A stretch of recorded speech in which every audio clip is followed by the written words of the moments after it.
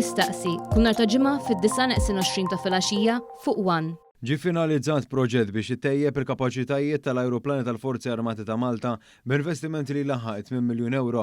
Il-proġett parzjalment iffinanzjat minn fondi Ewropej se jkun qed itejjeb is-sistemi toħed mill-ajruplani King Air biex bekk ikun jista' jaqdi aħjar il-funzjonijiet waqt it-titjiriet fuq il-baħar. Il-Kap Kmandant tal-Forzi Armati il-Brigadir Clinton O'Neill qal li l-proġett kien xprunat mill-obbligu li l-Forzi Armati għandhom bħala awtorità nazzjonali b'kapaċitajiet marittimi operattivi sinifikanti.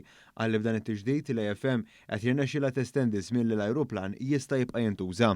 Irnexxielna nibdlu affarijiet li huma obsolete f'naħa ta' teknoloġija u nibdluhom b'affarijiet ġodda biex jituna extended lease of life fuq l-operat tal-ajruplan.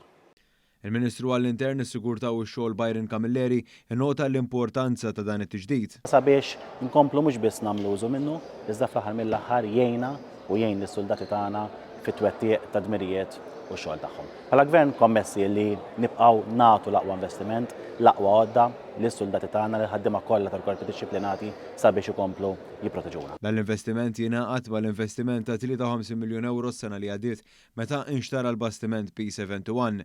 Dan apparti numru ta' ftehimiet kollettivi li tejbu l-kundizzjonijiet tal-korpi dixxiplinarji kollha.